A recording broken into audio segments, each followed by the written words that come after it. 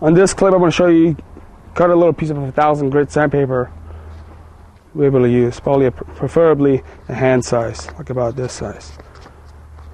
That's good. These sandpapers, by the way, is wet and dry.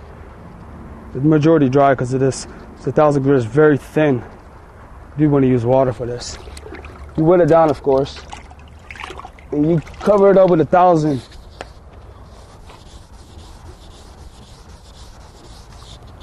The reason I'm using 1000 now is it's going to become even more smoother, less scratches. The scratches are even going to be more fine.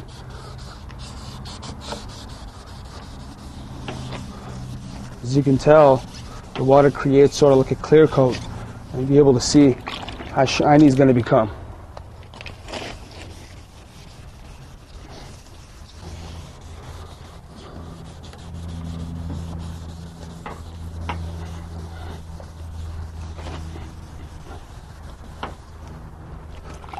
Down.